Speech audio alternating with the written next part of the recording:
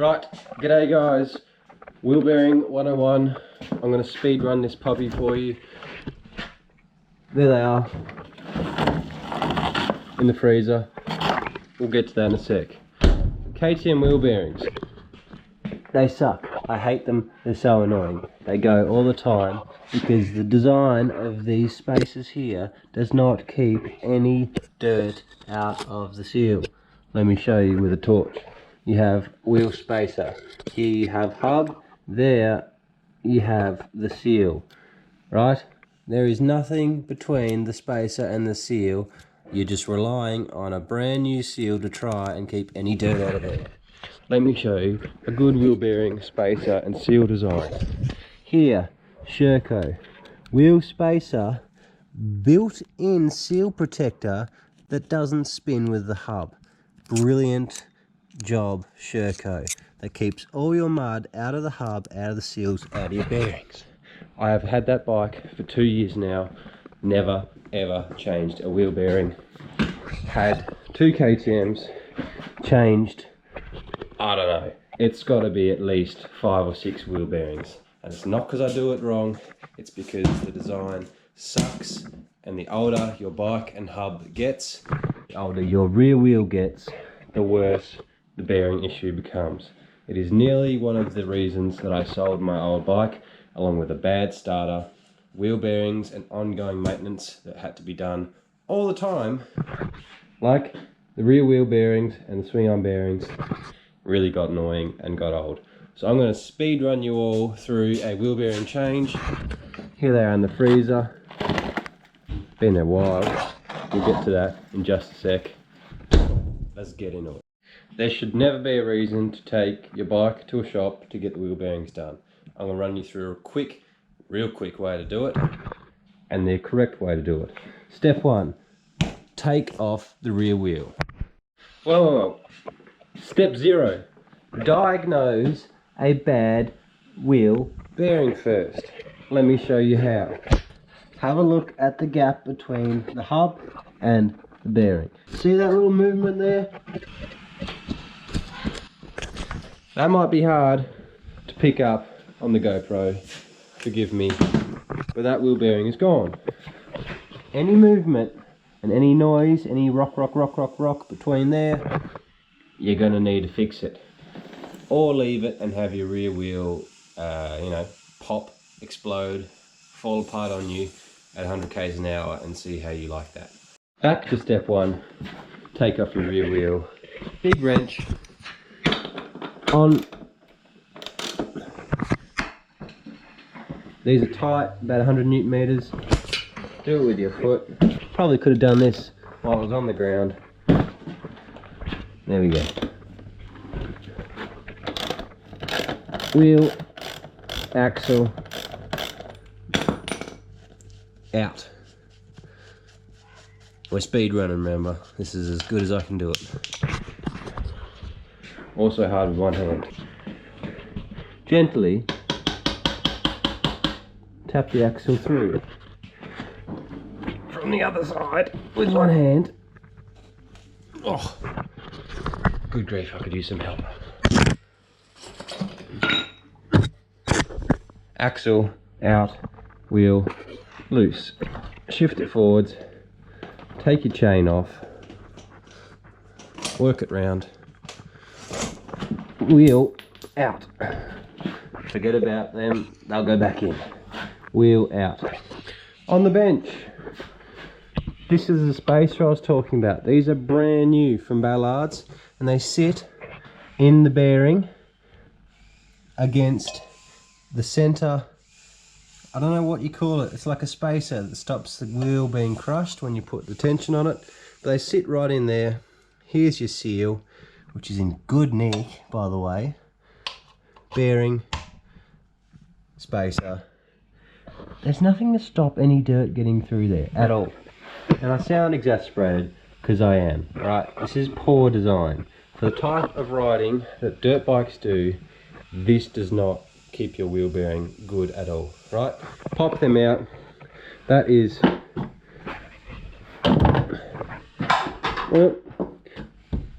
disc side, pop this one. Sprocket side. Good to go. Next step, get in there with a screwdriver. One that you can get some leverage with. That's not big enough. Let's get a good screwdriver. Something you can get under the lip of the seal. Get it in there. Quick pop. Seal is off. Look. Hold on. I got to get a torch for this. Look at the state of that grease. It's just full of dirt and crud. Because that seal and that interface does not work. I repeat for the 20th time, it doesn't work. Bad design. KTM should have done better.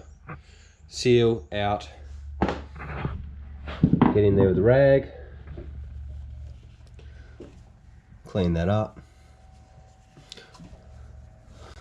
Try and get all that crap out. Also, if you're getting grease from your rag on your brake disc, that's going to have to get a wash too. Right. Next, you can see there, we've got a little snap ring. That snap ring has to come out before the bearing can get punched through. One side has a snap ring, one side does not. Make sure you remember that if you're doing it. That's pretty universal on nearly every dirt bike wheel bearing, that one side has a snap ring to keep them in place and the other side doesn't. So keep that in mind. Snap ring pliers. Get it. I've got the wrong ones because I'm stupid. This is not a good speed run. Other snap ring pliers. Into those holes. Squeeze it. Snap ring out. This bearing, old bearing, is now ready to be punched out from the other side. One side done. I've just moved over to the other side because I wanted some better lighting. Anyway, flip the tyre. Same thing. Over here, screwdriver under there. Quick pop. Seal out. Bin it. Get a quick look at this. There's that bearing. Inside of the hub there. Good to go. Let's see if we can hear it. That crunch is not good. That should be buttery. Absolutely smooth. So when it's crunching like that, you know she's no good. Next step, get the bearing. Can you see in there? Probably not. There is like a center tube that can be kicked off to one side. So there it is there. All you want to do is kick it off to one side with a screwdriver. Pretty simple. And then give that a few taps. That should push the other bearing out a little bit. I have myself an old swing arm axle pin thing, which I'll tap that out and through with. So let me just do that quick now. Keeping in mind you only have that much distance, about, I don't know, 0.8 of a centimetre. If you're flat on a bench like me, if you want to chalk it up on some blocks, you can punch it the whole way out. But I'll only be able to punch it a little bit and then I have to pick it up and tap it out the rest of the way. So let's go.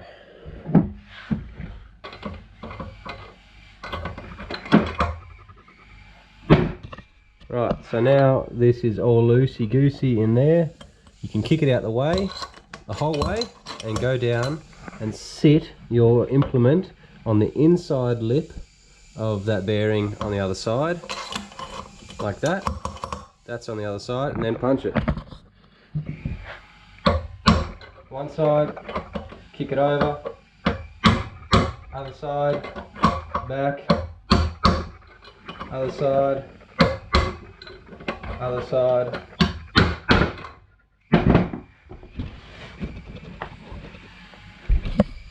Bearing is, oh my goodness, nearly had it. I can probably just get that and tap it with my hand. Beautiful. Bearing is out along with that centerpiece that I was talking about. So what you have to do to make it a bit easier to see, that sits about there. You just, when that's all tight and clamped, you just have to tick it over a little bit, and then with your tool you can get down the center of it and you'll be sitting on that side, and then on that side, and then on that side, and on that side, and you punch them out. Now we've got a big old hole. Excuse the filming. Like I said, I'm speed running this. A big old hole where we can now see the old bearing in there. And that can just be punched straight out.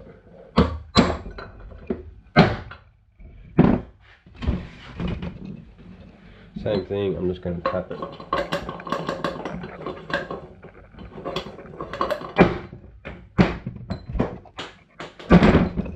Right, 2 old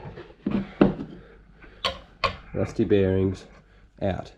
Crunchy, crunchy, kind of smooth. So one has particularly failed, that's real loose. The other one, it's pretty smooth, it's not too bad, but that one's definitely the reason why we had that wobble.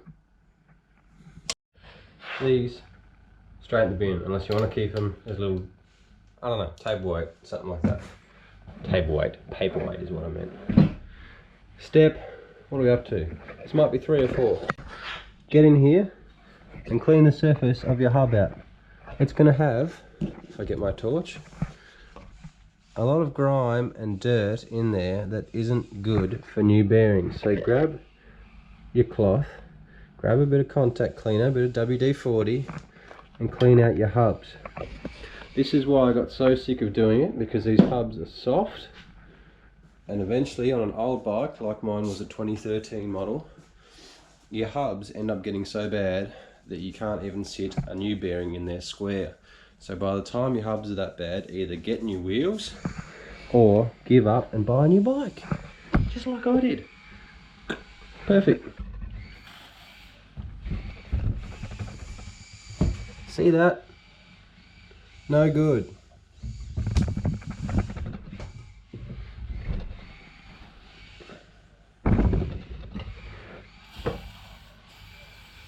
That is dirt, right? That is how you know that this system is failing, because you can pull mud and grease and dirt out of the center of your hub where it should not be. Clean that out. Step 5, a little bit of Scotch-Brite, right? Goes a long way. Bit of WD-40 on it. This just gets rid of any scale or any rust that was from all that mud, water and debris. It gets all that out, so you've got a nice clean bearing surface for them to seat on, right? Both sides.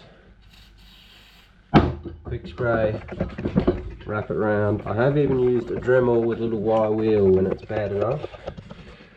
You don't want to be taking material out of this. Don't use sandpaper or something that's going to rip the skin off that hub. But you want it clean enough that when you wipe it, it looks like nice, fresh metal in there, which this pretty well is. So I'm going to give that a little lick up for a couple more moments, and then new bearings will be ready to go. Just for future reference, you can see that little lip there is where the snap ring sits, so that's on the brake side for you people that are changing them on KTMs. And the other side, there's nothing, no snap ring, no lip.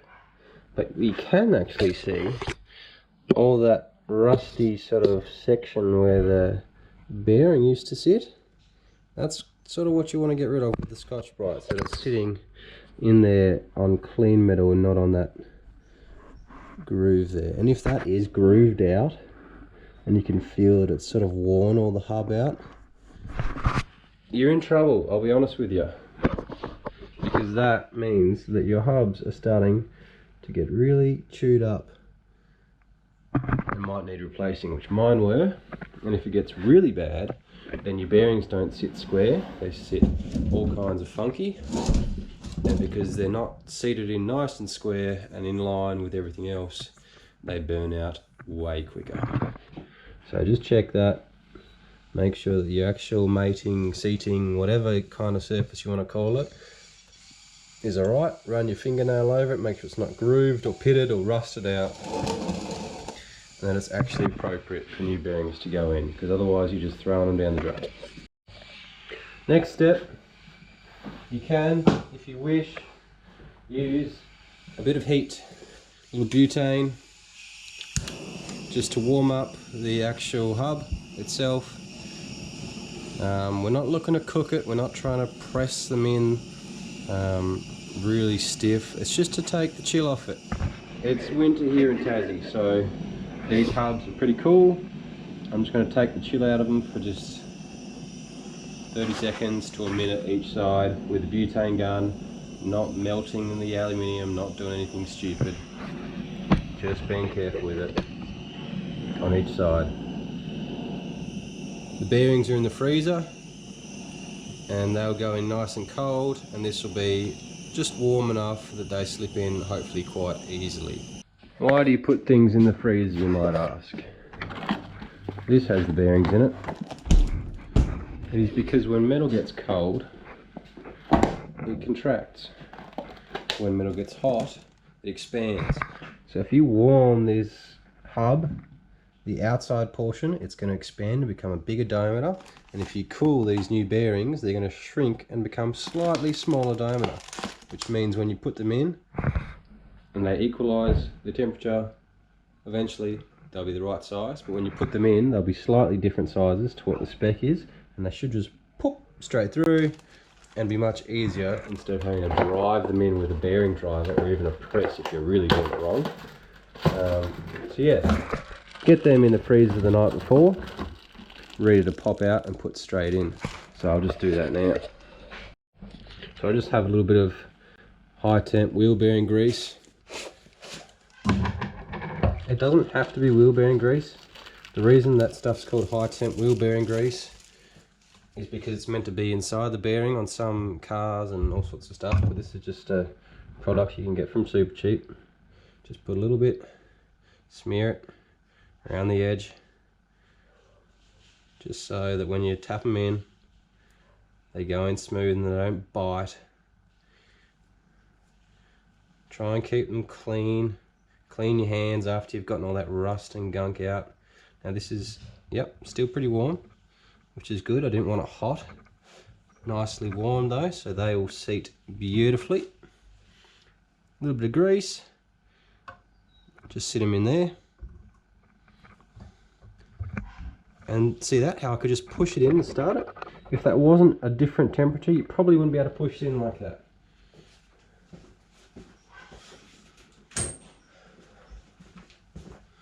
Then I grab a socket.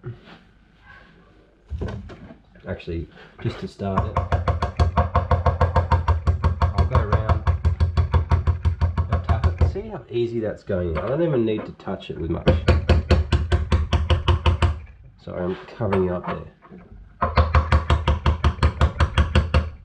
Now what I'm doing here with this socket is pretty crucial, so I'm going to slow this speed run down and I'm going to show you. So this socket is undersized. It fits on this rubber here. You do not want to punch that and punch through the rubber. So what I'm doing is not sitting it nicely in the center there.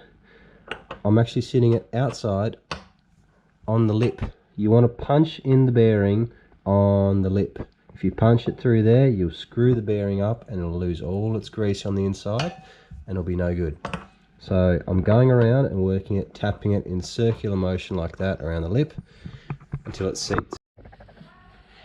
And you don't need much force at all. When they're different temp like that, it'll go in pretty quick. Now listen for the change in the audio, right? Tapping sounds change when it seats.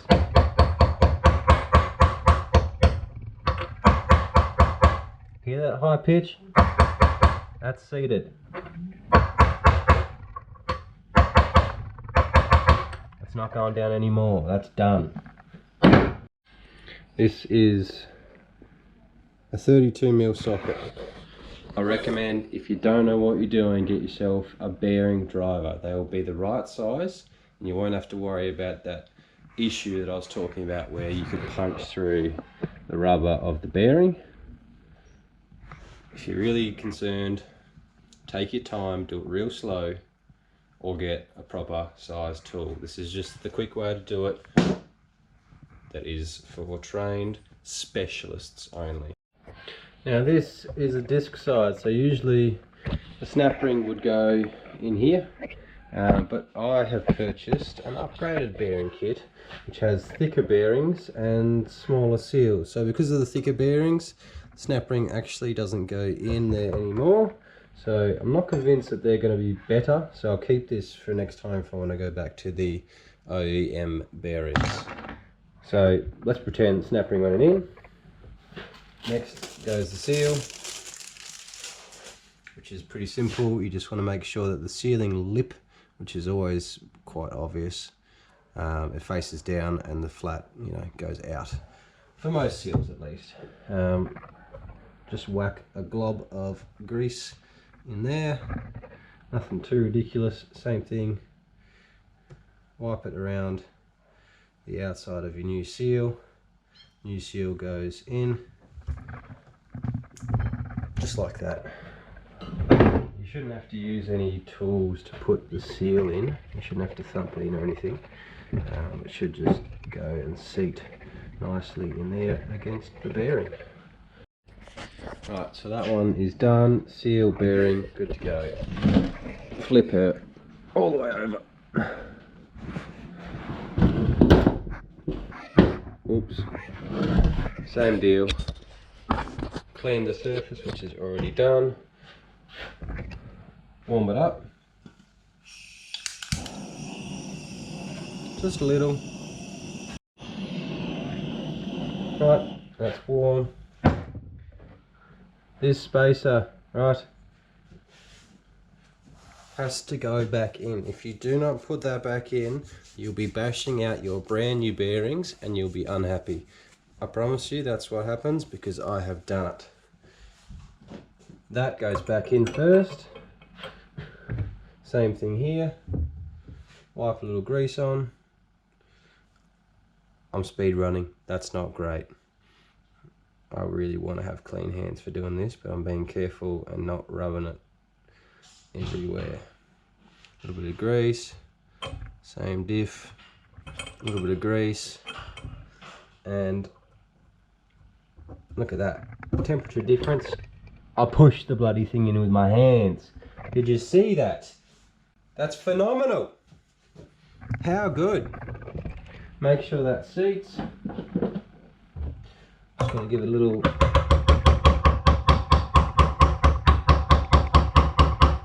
seated. Boom. Second seal. Open. A little bit of grease. Making things easy for myself. Seal, press in with the fingers. Remove the excess, and that, ladies and gents, is a wheel bearing change stop clock. Look at it, beautiful. That'll align up nicely. Spacers go back in. We know which is left and right because I'm clever and I put them nice and organised. That's right, that's left. Wheel is now right to go back on, and that is job done. I'm not going to show you putting the wheel back on. You know how to put your wheel back on, and if you don't, goodness knows help you. Yeah, hope that was somewhat useful for you and can prove to you why, with a couple of simple tools and a couple of incorrect tools like a sprocket, a big sprocket instead, big socket instead of a bearing driver, and a couple of simple tools, you can do a job like this yourself. So keep on top of them, get them changed. They won't let you race if they're wobbling around. Well, depends if you know the scrutiny, but usually they won't let you race if they're wobbling around and in bad nick. And they're so easy to change and it keeps you from having a big spill, keeps you safe, and yeah, do it. Over and out.